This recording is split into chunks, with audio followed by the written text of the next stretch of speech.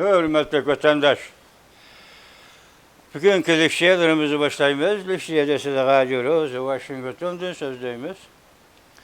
Bugünkü sağış kemerci görme 6. yıl 5. ayının 6. günü hepti güzel şembe vatandaş. Bugünkü vaziyetimiz İsa Gazı torbiyatları şunda bir haber geldi ile İran hükümet taraf teslim buluşqa tayyorlandı deydi. Bunun üstüne bugün 5. ayının 6. günü İran Taşkı İşler Ministeri Beijing'i ziyaret kıldı. Beijing'i ziyaret kıldı degende bu Prezident Donald Trump Beijing'i ziyaretke berişten burun İran Taşkı İşler Ministeri Beijing'i ziyaret kıldı degenge. Tünügen biz Prezident Donald Trump'ın en ahırkı sözünü sizler yetkizgen edik. Amerika galip, Amerika məngü galba kılacağın devlet degenini vatandaş. Şu hazır meyli paspor boğuzu vakası ve 200 şimesinse meyli kısa müddetlik uruş toxtuş veya uzun müddetlik kilişim imzalaş meselesi gün tertip kelip turganda hazır İran'ın Taşkı İşler Ministeri Beijing'i ziyaret kıldıysanız tünügünümüz gentok Cumhur'un Birleşken Devletler Teşkilatı Törəşik vekili Boçun Bozun şundaq degeni diye hazır İran meselesi Amerika ile Cumhur oturuşu ciddi mesele olub kaldı deyip şunda etti Bozun doğru. Demek bugün İran'ın məğlubiyeti ahırki hesaptır. Cumhur'un məğlubiyeti desiniz mi? Bolu da vatandaş. Ana şimdi gözünüz oldu. Bugün 5. ayının 6. gün sen Taşkı İşler Ministeri'ne Beijing'e öğretken gelsen demek ki üzerine ciddileşken peytti Beijing geldin diyen gep. Bir tutaş Beijing olan İran diyen gep vatandaş. Andi vaziyetimizin ikincisi bugün Ukrayna armiyası Krimiye'ye hücum kıldı. Krimiye'ni azat kılış uğraşı başlandı diyen mavzuda şundak bir haber geldi vatandaş. Yani yana bir haber nime desin, bu su şavqa deydiğen bir Xitay obzorcusu var, o devamlı sizlerge anada misal keltirip durduk. Bugün o iki kısa haberde şuna gayri geplerini oturup koyuptu bunun rast yalgan işlerliğini üzerine ayrı verenler vatandaşlar. Birincisi nime deydi o desiniz, eceplenilen bir iş deydi. 3 tane Amerika Koşmuş Ştatları hərbi aeroplanı, transport aeroplanı Beijing'e gelip kondu edin. Biz bugün 4 tane degen o haberdişler 4 tane dep gelgeniydi. Bugün bu 3 tane dep de bunun makul değil. Anlaşla qaraganda Xi Jinping Prezident Donald Trump'ın barlıq şartlarına makul oldu. Mana bu yaxşı yol. Biz bunun əməlilişini, rastlığını elip bizde tapqışı boğarlıqda bu Suşavxoda müşündaq mavzuda haber geldi deyen gep. Hazır Prezident Donald Trump'ın barlıq şartlarını Cumhur hükümeti yaki partiya sekretari Cumhur'un reisi Xi Jinping kubul kıldı deyen gep. Mana bu yaxşı yol, yaxşı başlı isteyimiz vatandaş. Halkara cemiyet mi alkışlaylar. Hemen aslında siyasi yolu bile alkış. Barlıq şartlarına Xi Jinping koşuldu deydi. Bunun bedeliga Xi Jinping bütün aile cemiyetini elip Amerika köçüp geldiğen boldu deydi. Demek ki hazır ende tünüge siz biz siyasi panahlıq tilgen bolsak Amerika'dan eğer Suşavxo'nun gibi rast olsa bugün Xi Jinping ailesi cemiyeti Amerika'da siyasi panahlıq tilgen buludu vatandaş. Tertip şundak bolsa bu cihanın tertibiye buludu. Tertip şundak bolsa devletler oturuşki münasebet tertibiye buldu. Onun üstüne Prezident Donald Trump, Prezident Bob Aksaray'a kirgen. İki qatam Aksaray'a kirgendim biri. Xi Jinping yaxşı yoldaş, yaxşı adam. Menin dostum dep qanç qatam değildi Xi Jinping'nin Prezident Donald Trump. Bugün eğer Prezident Donald Trump'ın barlıq şartları degende naytı inçki tepsili şartlar var bunun içinde vatandaş ki devlette. Muşunun o koşuldu, şunun bedeligi Xi Jinping bütün aile cemiyetini ilip Amerika'ya kilip oruluşuduğun bu lideydi o vatandaş. Yetkep Amerika'ya kilip olturaklaşıduğun bu lideydi. Tanket, Suşavxo. 5. ayının 6. günü yutup. Yani bir haber. 5. ayının 5. günü dünyanın uzun kesil özgürtüp ötüdüğün bir vaka yüz verdi. Anlayamadık bu vakanın nime ekenligini. Xi Jinping kaptarları uçup ketgendek, tuxumları çekilip ketgendek hemmeden quruq qaldı. Xi Jinping kaptarları uçup ketgendek, tuxumları çekilip ketgendek hemmeden quruq qaldı. Prezident Donald Trump bilan Prezident Vladimir Putin qong'icha kulib oldi. Kulishib ketdi yoki kulib oldi. Cumhuriyet'in negizlik meselesi torbiti, yani şu Soşavkı 5. ayının 6. gün yutup. Yani ahırı kısa hazır dedik, Krim'i yani azat kılış, o işi başlandı. Ondan başka yani vaziyetimiz nime vatandaş? Amerika Koğuşmuş Ştatlarının devlet iştah katibi Marco Rubio. Bugün Amerika avazı da sözü bugün Amerika avazı ilan kıldı hazır körümüz silahıyla billah. Bu ketim Prezident Donald Trump Beijing'i ziyaret kılgandı söz düşüdüğün mesele. Muhakeme kılıdığın mavzular. Birincisi kişilik hukuk. İkincisi Tayvan meselesi. Üçüncüsü Soda. Dördüncüsü İran meselesi. Ama tünü gün bizge Hong Kong Yıldızlık Aral gezisi nimi degenti? Tayvan meselesi, Soda ticaret meselesi, anadaki İran meselesi. Nimişki kişilik hukukunu yaşıyoruz o. Kişilik hukuk meselesi nimişki yaşıyoruz o vatandaş. Çünkü bu Xitay'ın acizliği, tabiatideki acizlik. Yani Xitay buluş mahiyetideki acizlik vatandaş. O yaşıyoruz o var. Yani buna sırtıda Prezident Donald Trump öz ağzı bilen tünü gün düşen bir şunda kayıçtı ki, tünü seçen bir şunda kayıçtı ki, bu katım, yani Xi Jinping ile görüşkende Hong Kong matbuat sahibi Li Jiying meselesi ortaya koydu. Anda ikinci bir mavzuda hazır dünya yer şarı boyunca İslam dini göçmenlik bilen qaraş, Müslümanlık göçmenlik bilen qaraşdan ibaret bu mavzu bilen münasebetlik Amerika Qo'shma Shtatlari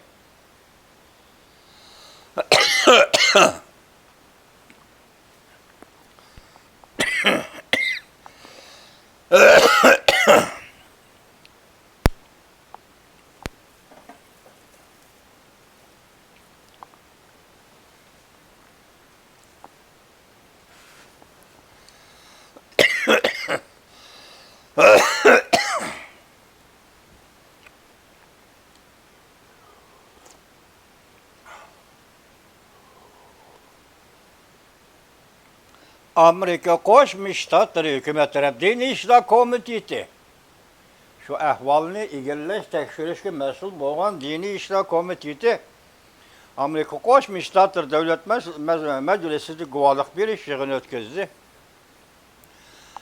Bu yig'inga Uyg'urlarning vakillari qatnashdi vatandosh. Ular qo'lga qo'ygan masala birinchi İslam dini e'tiqodini cheklash masalasi Xitoyning. İkincisi Xitoyning hozir Uyg'urlar qaratgan majburiy emgak masalasi vatandosh. Bununla vakil bo'lib qatnashgan kishi Javhar Ilhom degan qiz qatnashdi. Bu guvohlik masalasida. Endi boshlaydik. Davlat ishlar kotibi Marco Rubio dedi, Beijingdagi suhbatda birinchi masala kishilik huquq masalasi. İkinci mavzuda diniy e'tiqod va majburiy emgak masalasi Uyg'urga munosabatlik bugungi vaziyatlarning umumiy tashkillanish ahvoli mana shunday vatandoshlar. Endi sizlar uning tafsili xabarini anglanglar, men sizlarga uni so'zlab bilay, yetkazib bilay vatandosh. Mavzu bundoq. Amerika Qo'shma Shtatlari prezidenti Donald Trump Xi Jinping bilan ko'rishib suhbat o'tkazganda kishilik huquq, Tayvan va İran qatorliq hamma mavzular ustida to'xtaldi. Mavzuli xabar 5. ayının 6. günü Amerika ovozidan Xitoy til programmasi e'lon qilindi. Xabar mundaq boshlanadi. Washington. Amerika Qo'shma Shtatlari Davlat ishlar kotibi Marco Rubio 5. ayının 5. günü mundaq ko'rsatdi. Amerika Qo'shma Shtatlar prezidenti Donald Trump o'sha ayning o'tirlarida Jungona reisi Xi Jinping bilan ko'rishganda kishilik huquq, Tayvan qatorliq masalalar bo'yicha muhokama elib berish bu qatimqi ziyoratning kun tartibidagi ishda. Davlat shakati Marco Rubio mundaq ko'rsatdi. Jungo albatta Ironga mundaq ko'rsatib qo'yish kerak. Ularning fosfor bo'g'zida qilayotgan atkallarning hammasi, jumladan parxodlarni portlatish, suv minalarini o'rlashtirish, dunyo iqtisodini g'uriyaga ilish qatorliq qilmish etmishlari Iranni xalqarada yetim qoldirdi. İranni xalqarada yetim qoldirdi.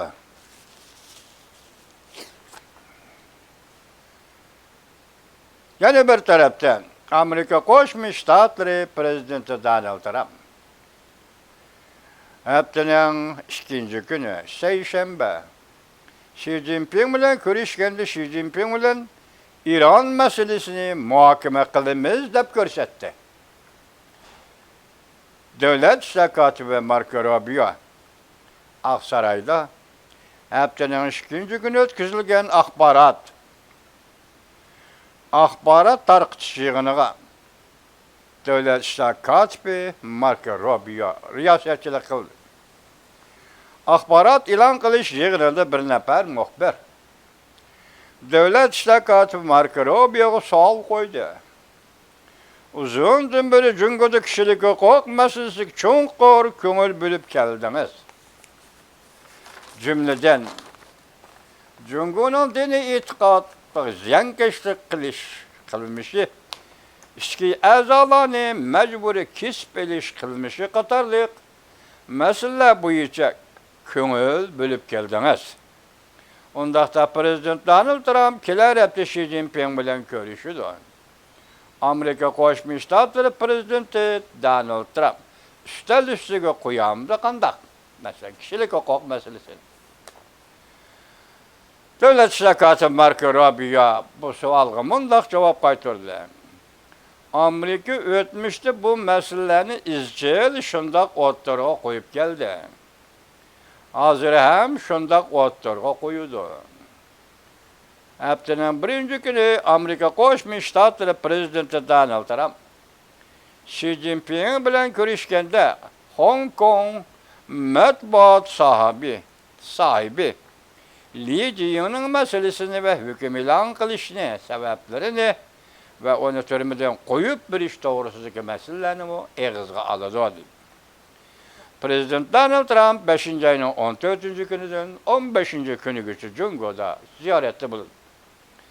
Yana bir xabarlar Amerika Xalqaro diniy e'tiqod erkinligi komiteti yer shari musulmonlarga qarshi o'chmanlik qilish to'g'risida guvohlik berish yig'ini o'tkazdi. Uyg'ur faoliyatchilar Jungoning majburiy emgak siyosatini fosh qildi. Mavzuli xabar 5. ayning 6. kuni Amerika ovozining Xitoy programmasi e'lon qilindi.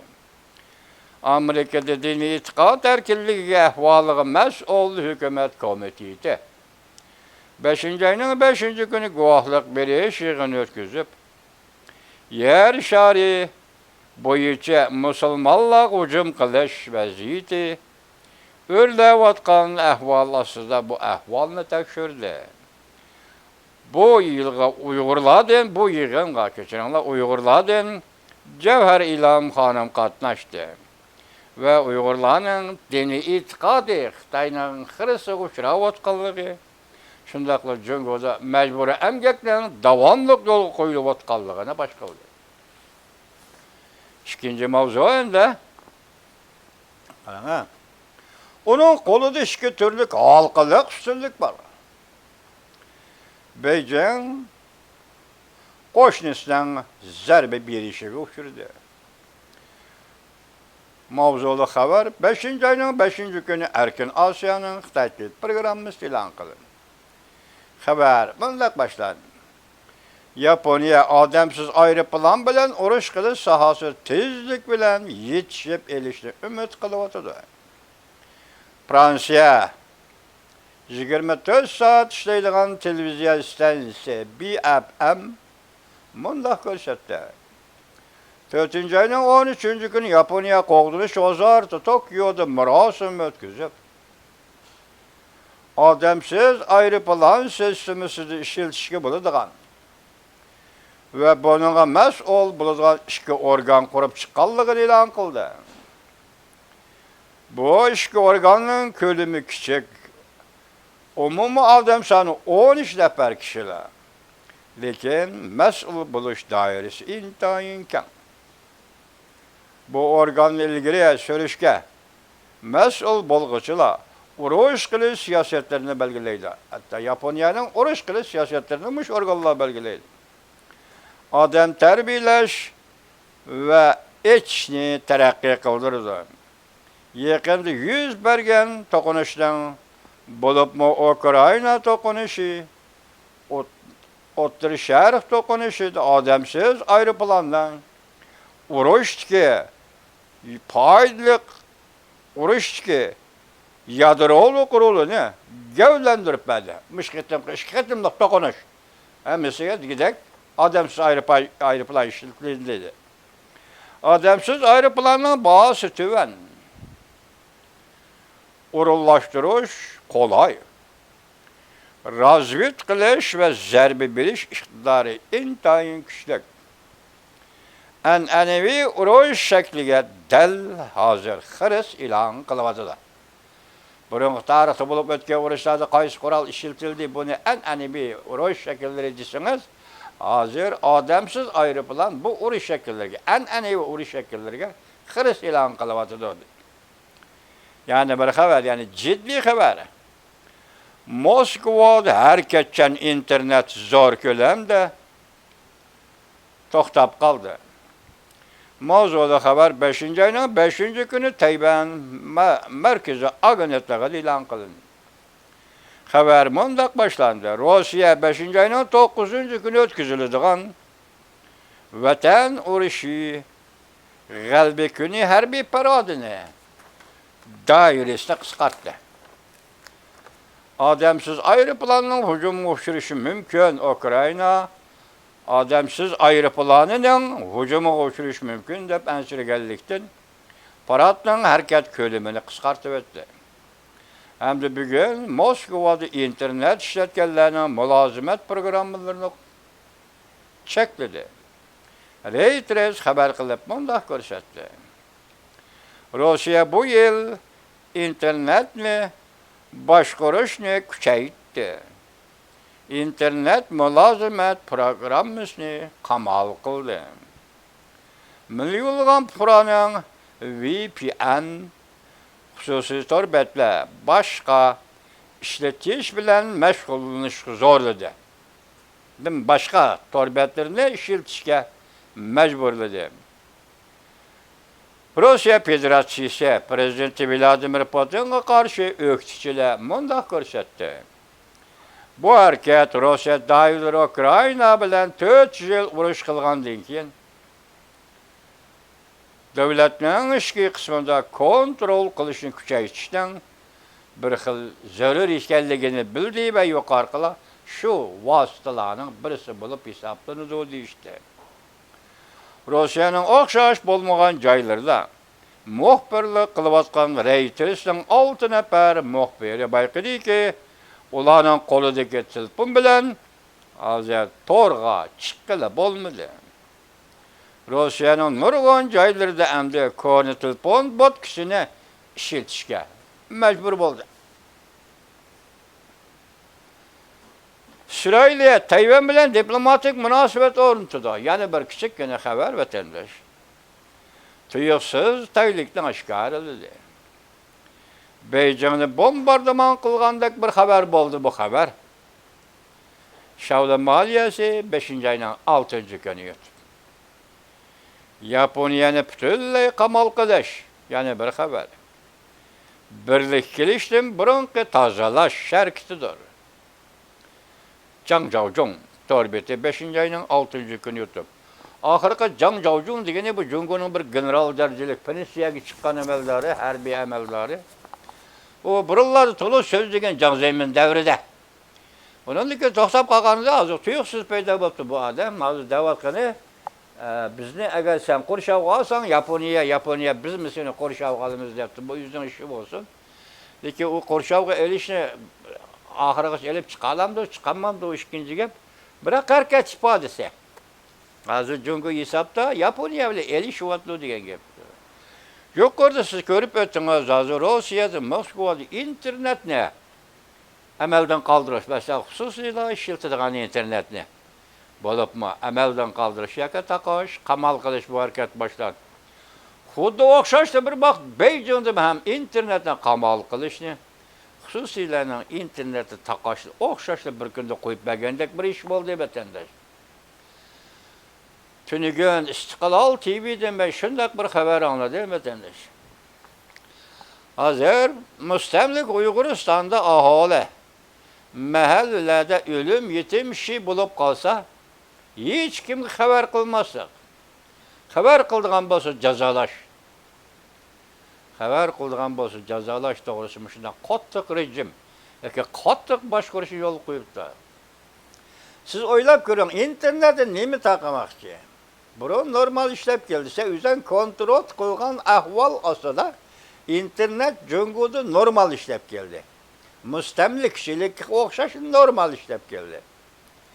Uning ustiga bugun sen tuyuqsizda nemishki benormallik oldiga o'tib internetni yanada kuchaytirib taqaydigan ahvol qoldi. Oldimizda nima ish bor? Sening oldingda nima ish bor Jungo'lik hukumat? Jungo hukumatda nima ish bor oldingda masalan? İnternetni taqadi. Uning ustiga hozir mustamlik Uyg'uristonda o'lim yetim ishlarini qo'shnilarga va boshqalarga yiroq yaqinlarga xabar qilmasa, buning ma'nosi nima? Buning ma'nosi mashkora vatandosh. O'lim yetim ishlarida Uyg'urlar to'plashadi, bir yerga yig'iladi Uyg'urlar. Hozir Xitoyning qo'rqayotgani Uyg'urlarning bir yerga to'planishi, bir yerga yig'ilishi vatandosh. İnternetten taqilishi, fikir almashtirish, iddia almashtirishning rolini kesib tashlash. Shuning bilan aytganda Jungo Kompartiyasi Senazir nimaga tayyorlik qilasiz? Boshda biz sizlarga so'zliq Sushaxonim dedi.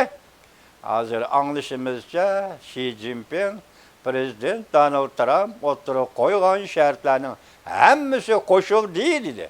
Endi bu bir yo'l deganda qalaymaqonchilikdan saqlanish, siyosiy o'zgarishdan saqlanish, militarizmlik yo'ldan saqlanish, ichki malamonchilik, ichki urushdan saqlanish, o'zaro dushmanlikdan saqlanish, ya'ni jamiyatni, siyosiy jamiyatni, vaziyatni kontrol qilish asosida Jungo'da intayin zo'r yetib kelayotgan o'zgarishga qarshi elish demakdir vatandosh. Biz tunugun nima deganimiz bugun to'g'ri olib chiqdi, bana qaramamsiz. Men shunday so'zladim, Rais Xi Jinping siz hozir bu qatimqi suhbatga yeningizga ishga lunga qo'yib qo'ying. Tarlab ketisiz. Birinchi qatimda so'goq tarlaysiz, ikkinchi qatimda issiq tarlaysiz. Lunga qo'yib qo'ying degan edim men vatandosh. Tunugun Hong Kongning Yulduzlik Aral gazeti kishilik huquq degan narsani yoshiribdi. Endi prezident Donald Trump ko'p so'zlamaydi kishilik huquq to'g'risida. Bu qatim Beijingda bomba o'tirib qo'yildigan bo'lsa, u masala kishilik huquq emas, aytilishga kishilik huquq. Gapda qalamda kishilik huquq, matbuot, diplomatiya sohasi kishilik huquq, amaliyotda boshqa huquq masalasi bu vatandosh. Mayli Tibetning, mayli Uyg'urning, mayli Tayvanning, mayli Hong Kongning boshqa huquq masalasi. Shu masala hozir yana shu bo'yicha bo'lganda Davlat ishlar kotib Marko Rubioning so'zida aytganda kishilik huquq o'tirib qo'yildi. Ikkinchi maqolada diniy e'tiqod masalasida ko'rsatgandek Uyg'urlarga nisbatan majburiy emgak masalasi o'tirib qo'yildi. Shundaqla Shanghai, Hong Kong to'g'risida prezident Donald Trump o'zi aytibdi, matbuot sohibi Li Jiyingni termadan qo'yib berish uning masalasi to'g'risida suhbatlashamiz deb. Hamma narsa yig'izganib qoldik, boshda degandek, hamma masala atrofliq so'zlashadigan masala. Biz bu qatamqı səfərdə Prezident Donald Trump'ın qəlbi qilishini, uzun kesil qəlbi qilishi tilakdaşmaz vatandaşlar. Tilakdaşmaz. Endi ahirlashdaga vaqt keldi o endi, vaqt ahirlashdaga vaqt keldi. Amerika hücumga uchun hech qanday to'g'ri 40 yil. 47 yil vatandaş. Bu elishish 47 yil davomlashdi degan gap vatandaş. Bugungi sizlarga yetkazadigan vaziyatimiz mana. Tunigan yolg'on so'zildi Hong Kong, Yıldızlık Aral gazeti bugun Amerika ovozi deb Marco Rubio davlat ishlar katibining suhbat bayon e'lon qilindi. Birinchi masala kishilik huquq masalasi. İkincisi Tayvan meselesi.